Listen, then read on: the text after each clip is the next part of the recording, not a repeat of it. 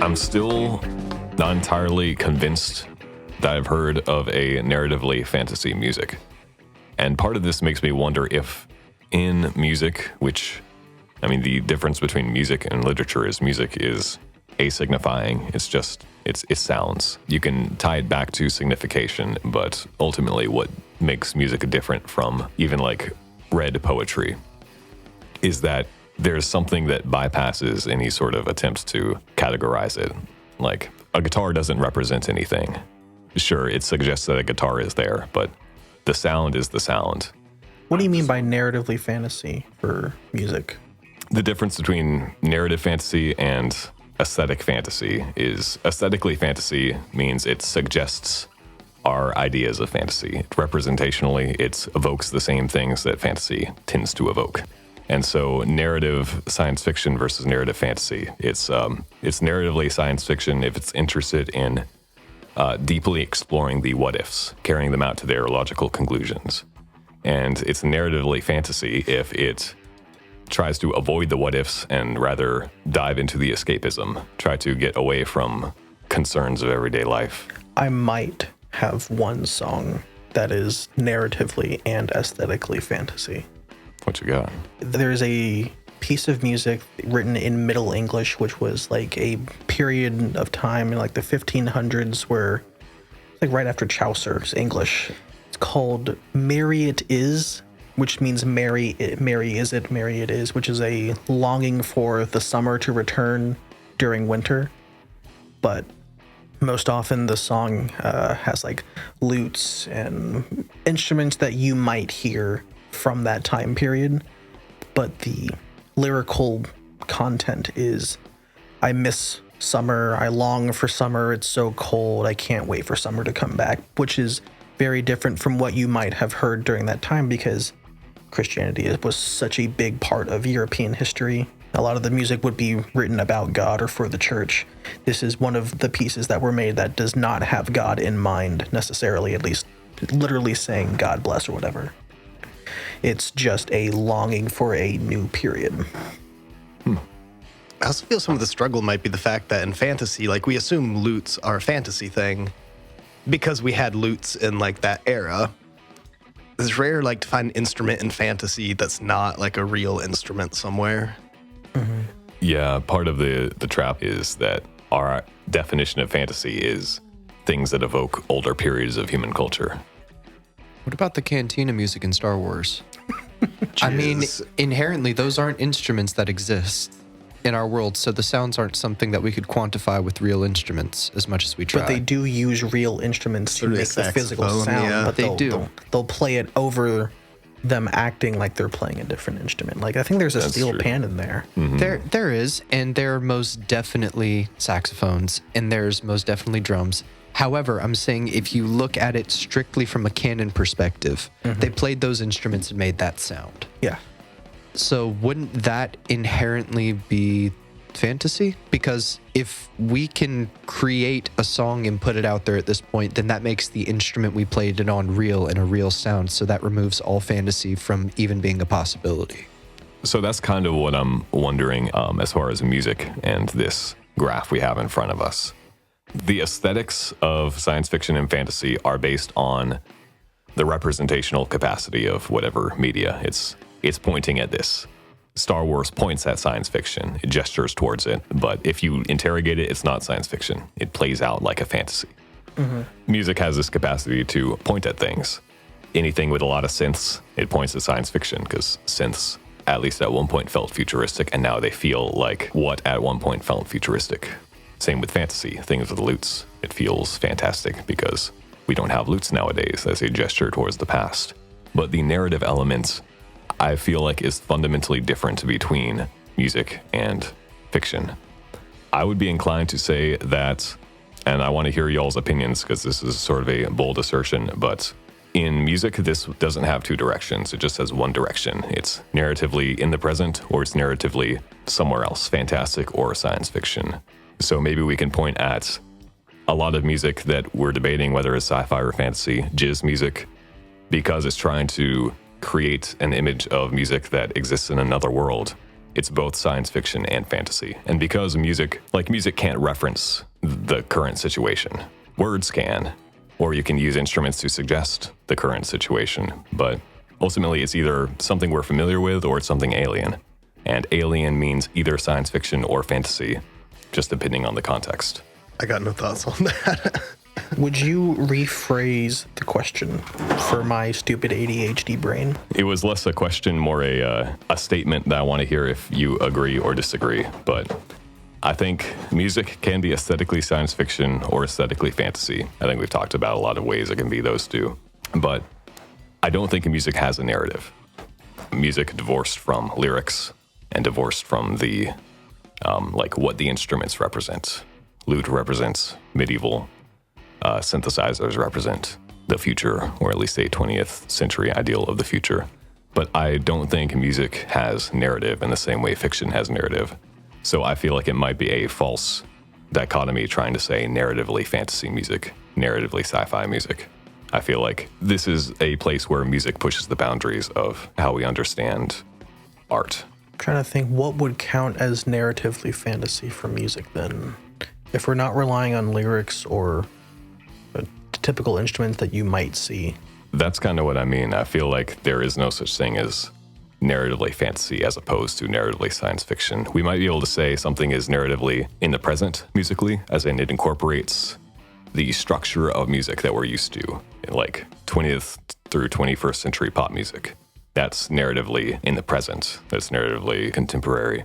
And there's stuff that's alien to us. So rather than narratively sci-fi, narratively fantasy, we can just say narratively contemporary, familiar, or alien music. And so jizz would be both sci-fi and fantasy, because, Star Wars is both of those things. Mm-hmm. But jizz is music that's supposed to be unfamiliar, at least allegedly. It's just jazz. I think that's a really good point. What may have to happen is just we have this graph, and this is our understanding currently. Then 100 years from now, someone decides, you know what, I'm going to do exactly what the opposite is. I will make narratively fantasy music a thing somehow. I don't know how it's going to happen. Impulse Machine's going to do it. Next EP. Next album. Run it.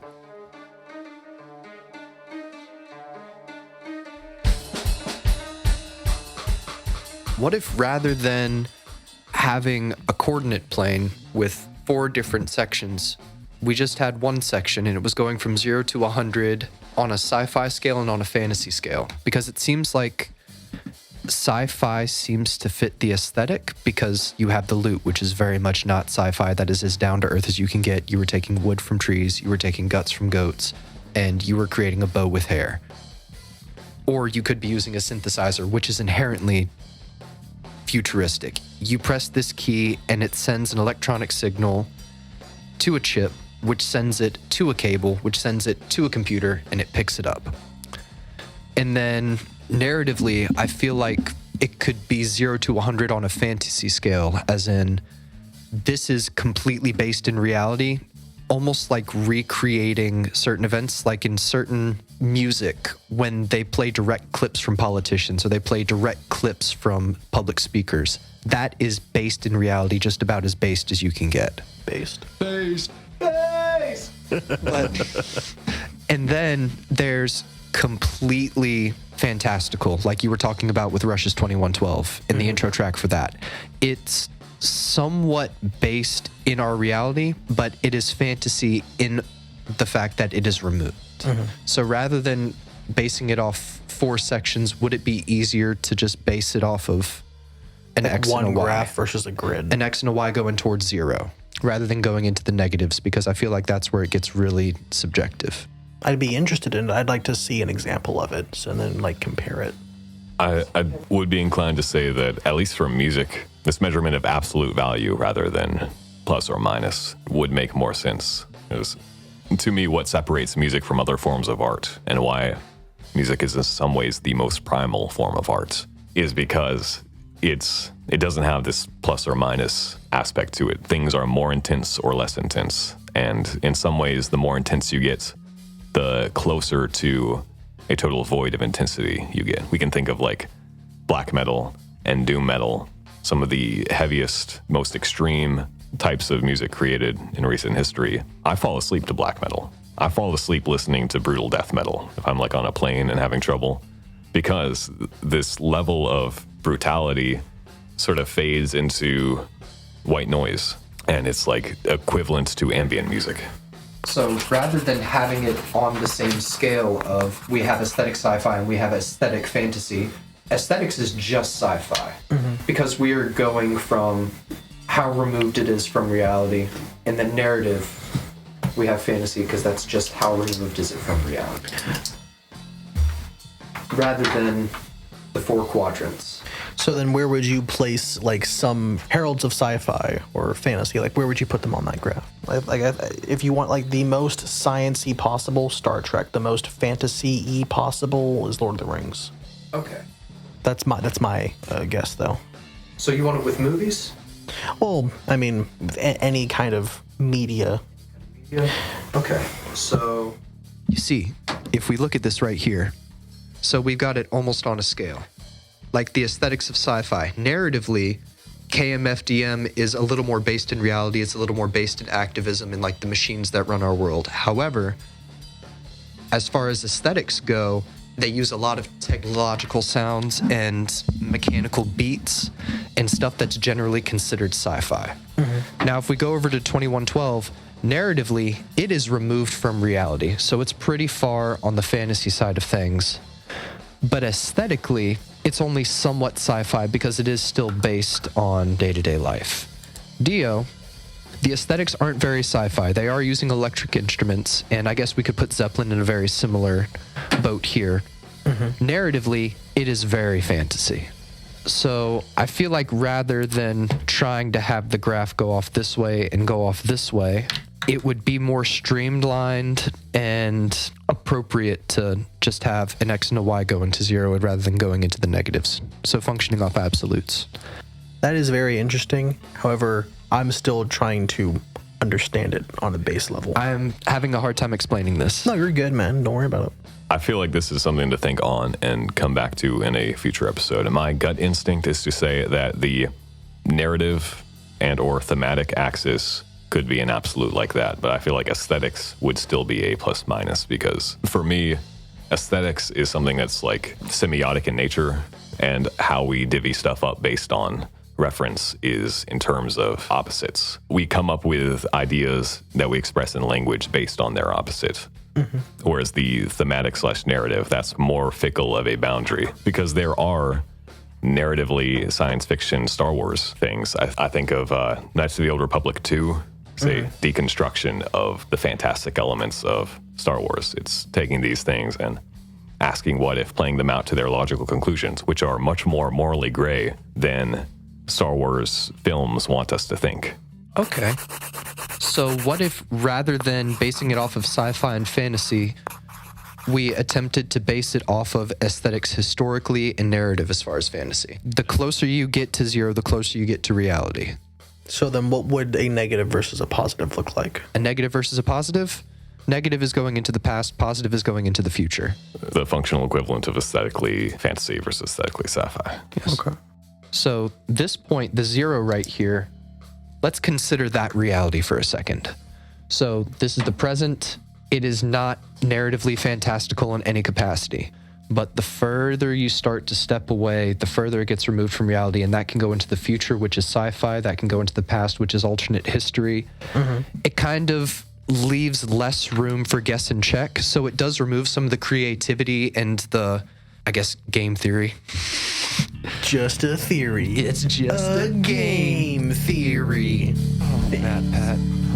Missed that, man.